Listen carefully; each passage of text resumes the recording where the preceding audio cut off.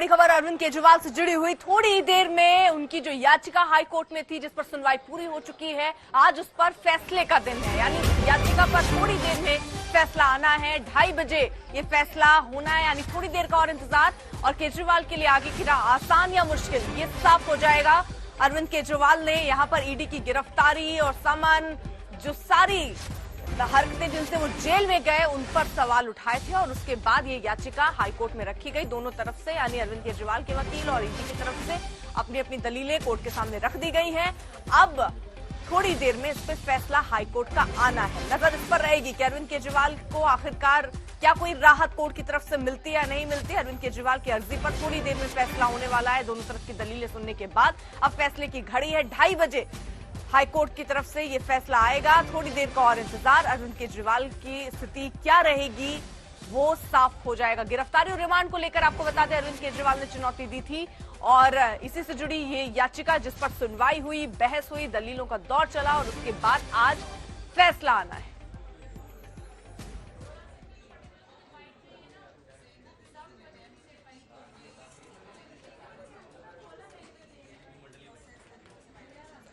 तो ये पूरा मामला शराब घोटाले से जुड़ा हुआ, जिसमें सिर्फ अरविंद केजरीवाल नहीं, मनीष सिसोदिया जो कि 397 दिनों से जेल में है। 15 अप्रैल से अरविंद केजरीवाल जेल में है। संजय सिंह 181 दिन के बाद, 6 महीने जब उनको हो गए, उसके बाद जमानत उनको मिली है। वहीं अब ये तलवार और भी नेताओं पर लटकती हुई नजर आ रही है। उसमें एक नाम दुर्गेश पाठक का भी जुड़ चुका है, जो कि गोवा चुनाव में प्रभारी रहे हैं। उनको भी समन भेजा गया, कल उनसे पूछताछ भी हुई है। उनकी मुसीबतें बढ़ सकती हैं, क्योंकि यही आरोप ईडी की तरफ से लग रहे हैं कि शराब घोटाले में जो पैसे हैं उसका इस्तेमाल गोवा में चुनाव के दौरान किया गया था। संजय शर्मा हमारे साथ, हमारे सहयोगी और अपडेट के साथ जुड़ चुके हैं। संजय, कितनी देर में ये फैसला आ सकता है? 2:30 बजे का समय है, तो अब 2:08 हो चुके हैं। तो ऐसे में उम्मीद कर रहे हैं कि बस अब 22 मिनट रह गए हैं, जिसमें अगर वो 2:30 बजे बैठ जाती है और समय के मुताबिक ही फैसला सुना दिया जाता है, तो ये अपने आप में सही रहेगा। और अब बस अब 8 मिनट रह गए हैं, जिसमें ये फैसला आ जाएगा।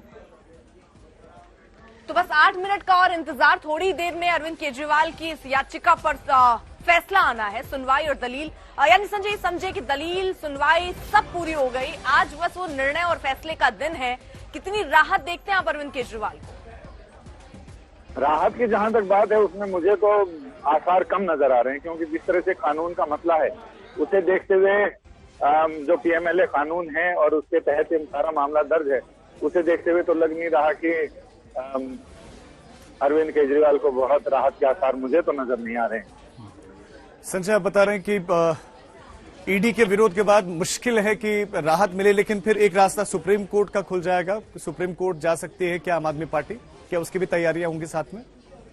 जी हाँ, बिल्कुल। उम्मीदों की राह तो अभी बंद नहीं है, उम्मीदों की राह तो अभी खुली हुई है। तो और इसमें एक नैरो वो लग रहा है कि गुंजाइश, जिसमें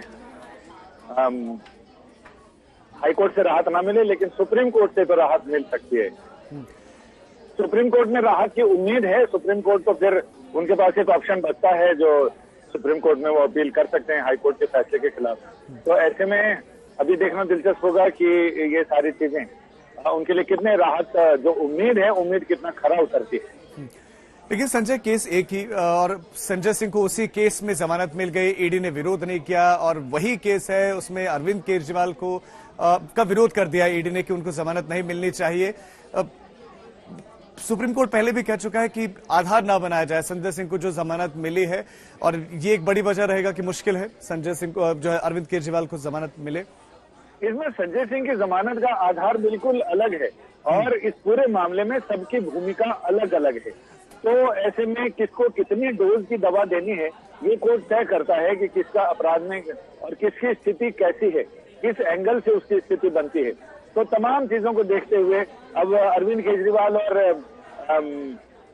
मनीष सिसोदिया, इन दोनों के लिए ये शब्द यूज किया है कि ये इस पूरे मामले में किंग पिन है। तो संजय सिंह का वैसा वो 100 करोड़ रुपए लेने वाली बात थी, और उनका ये था कि 1 करोड़ रुपए लिए गए और उनके घर पर लिए गए। लेकिन अरविंद केजरीवाल और मनीष सिसोदिया का ये है कि ये इस पूरे मामले में डायरेक्टली इन्वॉल्व है। अरविंद केजरीवाल के बारे में कहा गया कि अरविंद केजरीवाल को लेन देन का पूरा पता था। He was fully aware about each and everything. तो ऐसे में ये देखना बहुत दिलचस्प होगा कि और संजय सिंह के बारे में कह भी दिया कि मेरिट पर इस पर गौर करना चाहिए। इस पर गौर करना चाहिए कि मामले के मेरिट पर उनको ये नहीं दी गई है जमानत। उनको सिर्फ और सिर्फ इसलिए दी गई है कि ईडी ने जमानत का विरोध नहीं किया था। ईडी ने जमानत का विरोध क्यों नहीं किया? वो सेक्शन 45 जो पीएमएलए एक्ट की धारा 45 है, जिसके तहत जमानत के आधार बनते हैं, उस पर कोर्ट ने कहा कि जब हम मेरिट पर सुनवाई करेंगे तो सेक्शन 45 को भी हमें टच करना पड़ेगा, उस पर भी हम चर्चा करेंगे, उसको भी हम रिव्यू करेंगे। इस पर ईडी को लगा कि अगर यहां पर सेक्शन 45 डिसाइड हो जाता है या उस पर कोई रिएक्शन आता है कोर्ट का, तो इसमें आगे बहुत सारे मामलों पर उसका असर पड़ सकता है। इसलिए उन्होंने ये एक केस सैक्रिफाइस किया और उन्होंने कहा कि ठीक है, इसकी जमानत पर हमें कोई ऑब्जेक्शन नहीं है, लेकिन बाकी लोगों के जो खिलाफ मुकदमे हैं उन मुकदमों में उन्हें तह तक पहुंचना है। लिहाजा उन्होंने ये किया कि संजय सिंह की जमानत पर ऑब्जेक्शन नहीं लगाया। संजय, अरविंद केजरीवाल ने गिरफ्तारी को चुनौती दी और रिमांड को भी गलत बताया, तो अगर ये दोनों तरह के फैसले पक्ष में और विपक्ष में आते हैं तो क्या होगा? दोनों बता दीजिए।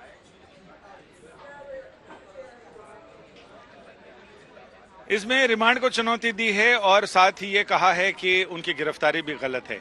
तो अब मामला वहां गिरफ्तारी से और रिमांड से काफी आगे बढ़ चुका है, मामला अब न्यायिक हिरासत तक पहुंच गया है। तो ऐसे में मुझे लग नहीं रहा कि इसमें कुछ उन्हें राहत मिलेगी, ऐसा लग नहीं रहा, चूंकि कोर्ट के रुख से भी बहुत सारी चीजों का अंदाजा लग जाता है। और रही बात कि अगर उन्हें राहत मिलती है तब तो कोई बात ही नहीं, ईडी फिर सुप्रीम कोर्ट आएगी, और अगर उन्हें राहत नहीं मिलती है तो जाहिर है कि अरविंद केजरीवाल सुप्रीम कोर्ट का दरवाजा खटखटाएंगे। यानी संजय, अभी रास्ता जो है वो किसी न किसी तरीके से सुप्रीम कोर्ट तो जाना ही है, चाहे वो अरविंद केजरीवाल जाए, चाहे वो ईडी की टीम जाए। लेकिन इन सब के बीच क्या क्या दलीलें रही? क्योंकि संजय सिंह को बेल मिलना और जिस तरह एविडेंस की बात ईडी कर रही है, जो साक्ष्य या तथ्य, जो बातें ईडी ने अपनी दलीलों में रखी हैं, उन सब के मद्देनजर क्या केस किसी तरह अलग बढ़ता हुआ आप देखते हैं? क्या कोई राहत संजय सिंह की बेल के बाद मिलती हुई नजर आ रही है? किसी भी तरीके की दलील जो अरविंद केजरीवाल के लिए फायदेमंद हो सकती है, क्या क्या रही वो दलीलें, जरा बताइए। संजय सिंह की बेल से इस मामले का दूर दूर तक कोई लेना देना नहीं है।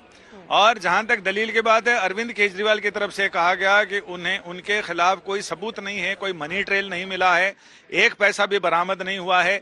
गिरफ्तारी के लिए पीएमएलए एक्ट में जो शर्तें तय की गई हैं, जो कसौटियां तय की गई हैं, उसे दरकिनार किया गया है। गैर कानूनी ढंग से कानूनी प्रावधानों का अनदेखी करते हुए उन्हें गिरफ्तार किया गया है। तो ये तमाम चीजें उन्होंने कहा एक पैसा भी नहीं मिला।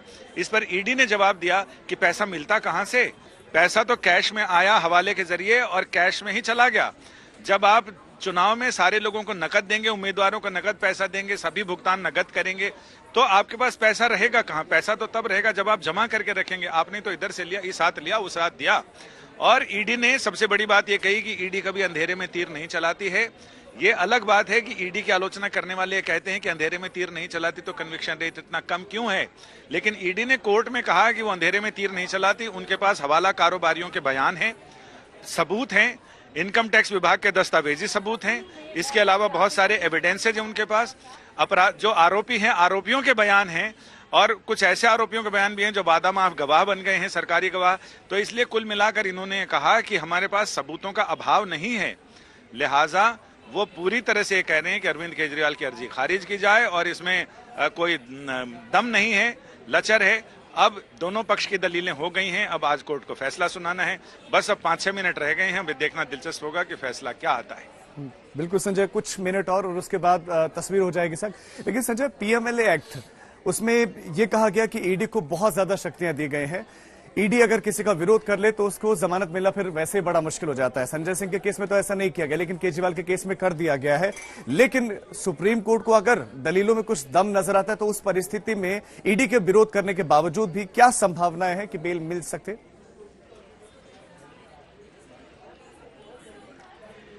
ईडी ने तो विरोध किया है और अरविंद केजरीवाल की तरफ से यह भी कहा गया कि ईडी को ठीक है गिरफ्तार करने की शक्ति है, लेकिन गिरफ्तार करने की शक्ति होना और गिरफ्तारी अनिवार्य होना, ये इन दोनों में एक बेसिक डिफरेंस है, बेसिक बुनियादी फर्क है। और ये फर्क ईडी को समझना चाहिए। सिर्फ अधिकार होने से मतलब नहीं कि आप हर मामले में गिरफ्तार कर लेंगे और येन केन प्रकारेण किसी भी तरह आप गिरफ्तार कर लेंगे। तो उन्होंने पूरा जोर इस बात पर दिया है कि जो गिरफ्तारी के लिए आधारभूत शर्तें हैं उन शर्तों को दरकिनार रखा गया है। आधारभूत शर्त यह है, मैं वो भी बता दूं, आधारभूत शर्त इनका यह कहना था कि वो ये है, बुनियादी शर्त, कि जब आपको आरोपी के खिलाफ कोई एविडेंस मिल जाता है, प्रत्यक्ष एविडेंस या अप्रत्यक्ष एविडेंस बिल्कुल मिल ठीक जाए, है संजय, हमें आपको यहाँ पर रोकना पड़ेगा। संजय शर्मा हमारे संवाददाता।